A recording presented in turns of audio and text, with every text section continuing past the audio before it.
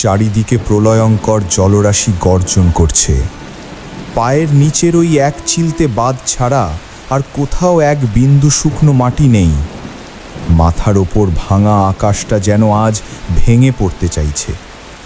ঠিক সেই ধ্বংসের মুখোমুখি দাঁড়িয়ে আমি আর সুরবালা। আজ আমাদের মাঝখানে কোনো সমাজ নেই, কোনো শাসন নেই, নেই কোনো লোকলজ্জার ভয়। আজ শুধু আমি আর সে। এই প্রলয় কি তবে আমাদের এই একটি রাত্রির জন্য এক করার উদ্দেশ্যেই এসেছিল? আড্ডায় আসুক কুয়াশার ঘ্রাণ। আমি সুকুমার, আপনারা শুনছেন গপ্প আড্ডার ছায়া। আজকের নিবেদন বিশ্বকবি রবীন্দ্রনাথ ঠাকুরের এক পরম বিরহী সৃষ্টি, এক রাত্রি। চলুন তবে শুরু করা যাক। সুরবালা আর আমি একই পাড়ার। আমাদের বাবারা ছিলেন পরম বন্ধু।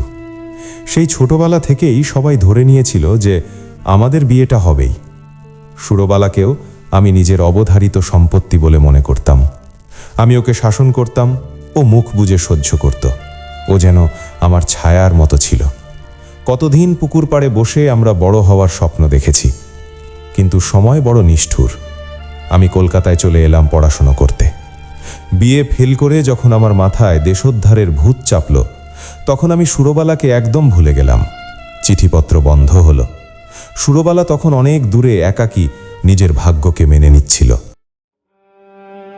হঠাৎ খবর পেলাম সুরবালার বিয়ে হয়ে গেছে। সে গ্রামের উকিল রামলোচনবাবুর ঘরণী। আমার বুকটা সেদিন হয়তো ফেটে যায়নি, কিন্তু একটা চিনচিনে ব্যথা শুরু হয়েছিল। আমি নিজেকে অনেক বুঝিয়েছি, আমি তো নিজেই সুরবালাকে ত্যাগ করেছিলাম। তবে আজ কেন এই হাহাকার?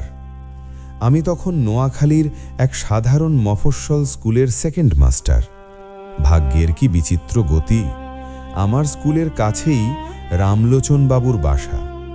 আমি ভাবতাম যে সুরবালা হওয়ার কথা ছিল আমার গৃহলক্ষ্মী, সে আজ অন্যের অন্দরে থাকে। আমি প্রায়ই তাদের বাড়িতে আড্ডায় যেতাম, কিন্তু সুরবালার সাথে আমার কখনো সরাসরি কথা হয়নি। আমি যখন বাইরের বারান্দায় রামলোচন বাবুর সাথে কথা বলতাম, বুঝতাম জানলার ওপার থেকে সুরবালা আমাকে দেখছে। ওই আবছা পর্দার আড়ালে কত বছরের না বলা কথা, কত অভিমান আর কত ভালোবাসা লুকিয়েছিল, তা আমি বুকের গভীরে অনুভব করতাম। বৃষ্টির দিনে যখন বারান্দায় একা বসে থাকতাম, তখন ভাবতাম এই বাড়ির মালকিন হতে পারত সুরবালা, আর আমি হতাম তার স্বামী। কিন্তু আজ আমি এক নিঃসঙ্গ পথিক। সেদিন ছিল শ্রাবণের এক ভয়াবহ রাত। সমুদ্রের জল বাঁধ ভেঙে গ্রামে ঢুকছে। চারিদিকে মানুষের হাহাকার আর ধ্বংসের লীলা। আমি প্রাণ বাঁচাতে গ্রামের এক উঁচু বাঁধের উপর গিয়ে দাঁড়ালাম। চারিদিকে নিকষ কালো অন্ধকার। হঠাৎ সেই অন্ধকারে আমি দেখলাম আরও একটি সাদা অবয়ব। কাছে যেতেই আমার রক্ত হিম হয়ে গেল। সে সুরবালা। সেই বাঁধের ওপর আমরা দুজন পাশাপাশি দাঁড়িয়ে।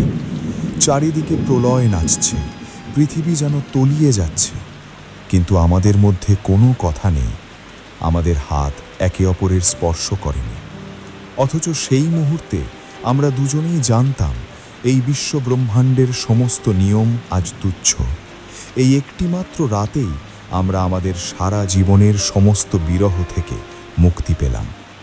কাল সকালে হয়তো আমরা আবার পর হয়ে যাব, কিন্তু আজকের এই প্রলয়ঙ্কর রাত্রিটি চিরকালের জন্য শুধু আমাদের হয়ে রয়ে গেল।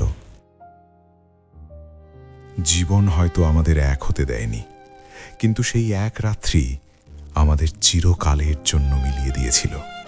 রবীন্দ্রনাথের এই অমর আখ্যান আপনাদের কেমন লাগলো? ভালো লাগলে একটি লাইক করে দিও, আর তোমাদের অনুভূতিগুলো কমেন্টে জানিও। আর হ্যাঁ, এমন আরও রহস্য বিরহের আড্ডা পেতে চ্যানেলটি সাবস্ক্রাইব করে সাথে থেকো। দেখা হবে পরের কোনো এক ছায়া ঘেরা গল্পে।